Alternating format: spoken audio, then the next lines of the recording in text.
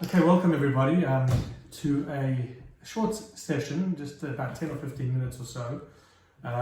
We're very fortunate today. I'm very happy to welcome a friend, Anne Serry, who's a counsellor at the Melbourne Counselling Centre. And I thought it would be great just to have a short conversation with Anne today, because a lot of people are really struggling through this change, this crisis, and people being forced to stay home, people being forced to not go to work, schools are closing, information every day, new updates and so on and so forth. So there's a lot going on in the world, a lot of people feeling overwhelmed. So I thought it'd be great just to talk to Anne, and maybe Anne, you can share with us some strategies and we can just have a discussion about best to navigate through these times, you know. And okay, so I think one of the first things to look at is that we actually don't want to increase the overwhelm.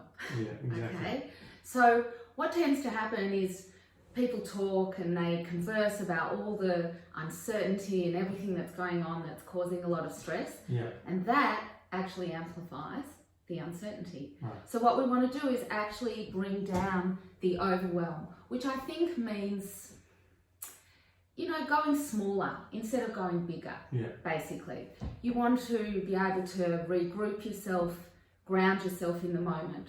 So one of the first strategies is get off your phone. Yes, which is not easy. Okay, it's not easy, but all of these, it's about doing a whole range of really small things that ultimately end up to things that actually help. Okay, so one of the things I like to sort of talk about with my clients is finding a set of tools that work for them. Everyone's different. Everyone's going to have strategies that keep them calm and centered, and it's different for everyone. So you've got to try a few different things. And you've got to try them a few times before you decide that they don't actually work for you. Yeah. So one of them is, there's a really good idea about how you set yourself up in the morning is how your day's going to go. Interesting. Okay? Yeah. So if I wake up and I pick up my phone and I read all the news on multiple channels on my phone and I see all the stuff of people's fears on Facebook, I'm already activating my nervous system. Okay, at the end of the day, it is actually about the autonomic nervous system. Okay, it's going to be, am I sitting in fear, fight, flight, or am I calming my nervous system? So you pick up your phone, you read all the terrible news, you get all panicky, you jump out of bed, you're already anxious. Oh my God, what do I have to do? I've got so many things to do. And then that potentially is then how your system is activated for the whole day. Wow. Okay. So it begins, so you really, if you start on a calm note, it will help you when information maybe does come to you without necessarily wanting it. You have a much stronger base to be able to manage from. Yeah, absolutely. So the thinking is the way you start your day is the way your day is going to go. Yeah, and I find myself doing that all the time. Obviously, I say them all down here, which is also very therapeutic, but then I check the phone and this many deaths in Italy, this many things here, this restriction, that restriction, and you're really, as you said, you're amplified with your response. Yeah, you're already activated your autonomic nervous system, which is actually responsible for keeping you calm or activating you into your stress response, which is your survival mechanism. Yeah. And it's called autonomic because it's actually automatic. So once it's going, it's kind of going. So the whole point is to not get it going. So do you have any, I don't know if you have specific strategies, because you said everybody's different, which I think is very important as well, because there's no one model fits all. I think a lot of people do stress it. I think my friend's doing this, but are there any things that you particularly do, or you know that some of your clients have done? So whatever I give my clients, I do myself. I practice it on myself. I think, does this have merit? And then I share. So one of the things in the morning, there's an idea around 20-20-20. Okay? So you get up and really try not to be on your phone. Really try not to get into that activated state. It'll take practice because we're habitualized. We are just habit machines, okay? The more we do something, the more we do it. So it does take conscious awareness to actually not do something. So take this idea of 20-20-20. And yes, I know that's an hour, and a lot of people might say, I don't actually have an hour. So if you don't have an hour, do 10-10-10, okay? Just adapt it to what you can do. Yeah. So 10 minutes exercise. Get your body moving, okay? Kind of shaking is actually a really good exercise because it actually shakes out the hormones of stress, okay? So you can just sort of shake, jump up and down, do some skipping right on the spot. go for a walk, do something, get your body moving. Come back, if you can, do a 10 or 20 minute meditation practice. Okay, we all hear the benefits of meditation.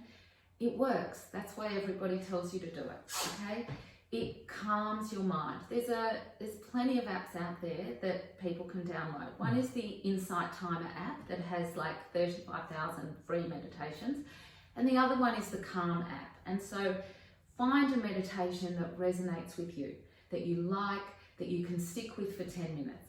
I believe a meditation of gratitude is really, really good. Not so different to prayer, Daniel, okay? Yeah. It's just a different thing. What you want to be doing is releasing the endorphins and the dopamine into your system, and you can feel the difference.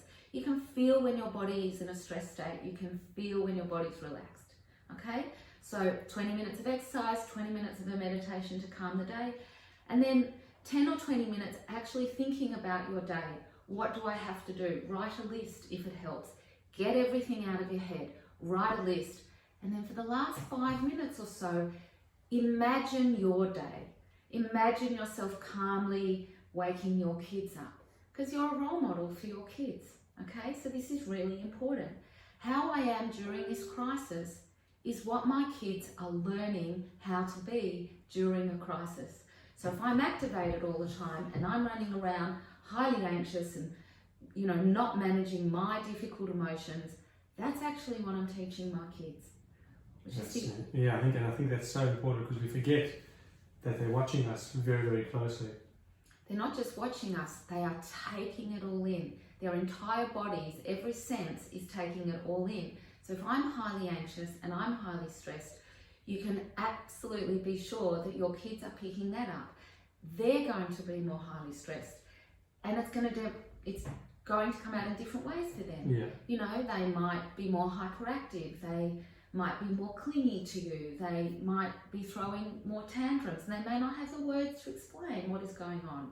So the calmer you can be in your household, the better you are going to be. I love that 20-20-20, and I think what you said was so important, that if it's 5-5-5, so be it. But get a program going, and I know that would be extremely helpful if I would do something like that, because as I said, you just immediately plug into the anxiety. Absolutely. And then it's Now, so you want to unplug the anxiety. So I just want to say something about that, Daniel. The key thing is repetition, okay? You can't just do something once and then go, oh, well, that was no good because it didn't help. Everything is repetition. Literally, we are building new neural pathways, okay? The more you do something, the more you do something, and we're calming the nervous system. So it's literally repetition. So the people who do good habits every single day, they are going to reap the benefits of the results when things are highly stressed. So whatever you do, whether it's a meditation, exercise, journaling is very good. Get all the emotions out on a piece of paper, write out whatever you want, throw it away. There are a lot of strategies, but the key thing is repetition every single day. Yeah. And you'll find, in a couple of weeks, a short time, your nervous system starts to calm. You actually feel better. And I think it's not only going to be beneficial now. Hopefully when this thing is all gone, there's no harm in setting your day in this way anyway. So well, it's actually more important to set yourself up every day when things are good, because then when there is a peak and there is a crisis, you have the skills, you have the knowledge, and you have the toolkit to say, okay, now I know what to do with this feeling in my stomach, because I've practiced it, that I now have skills.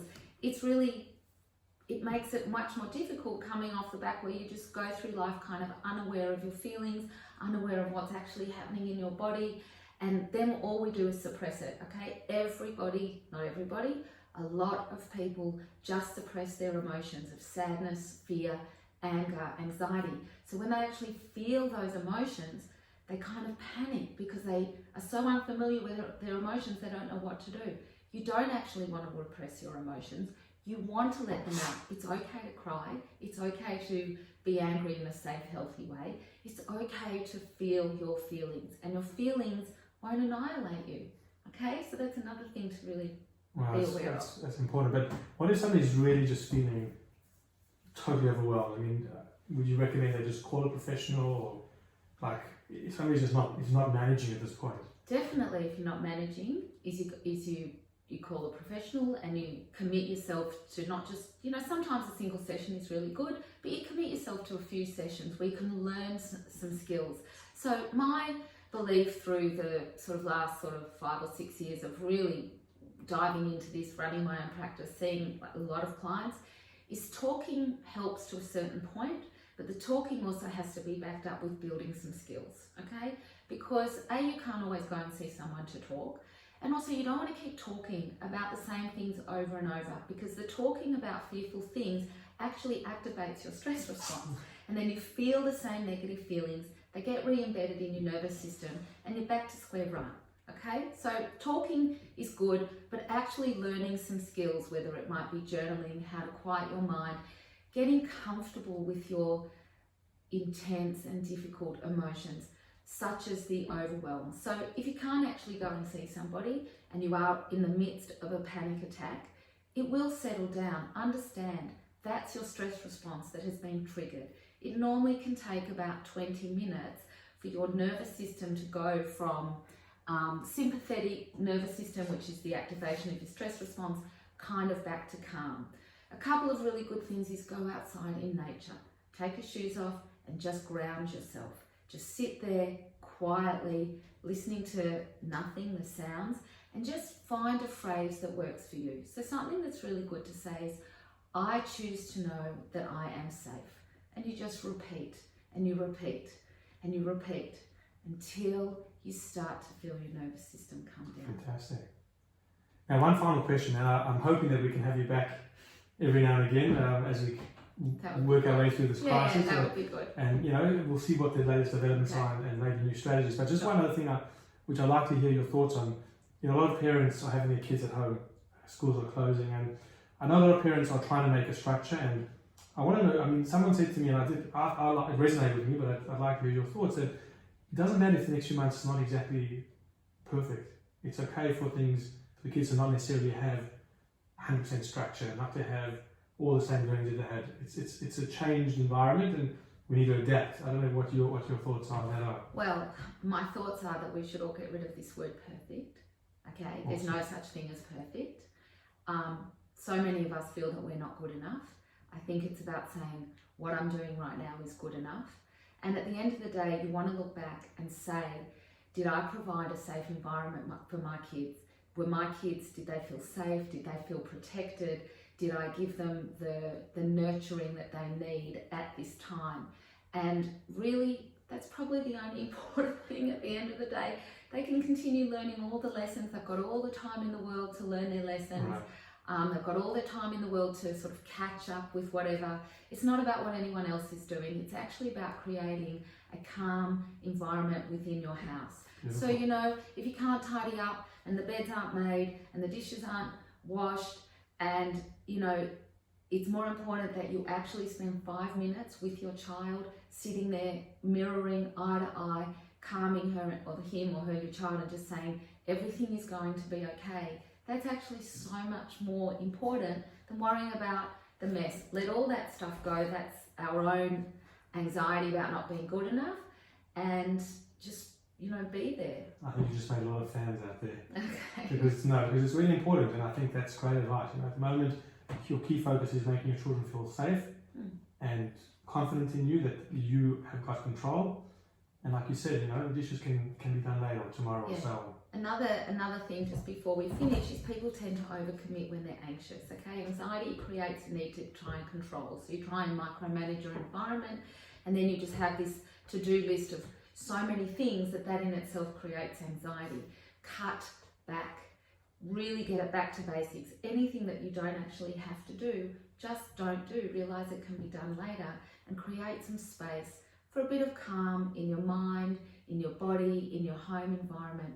And everything that you are thinking about is all about trying to just, be calm and not let your anxiety run away with you. Amazing. Well, thank you for that. And pleasure, Dan. We look forward to chatting again. Okay, to everyone out there, good luck with everything, and hopefully Anne has given you a bit of calmness and some strategies to work through these challenging times. And we hope to see you back when we chat with Anne again. Have a lovely day. Thanks.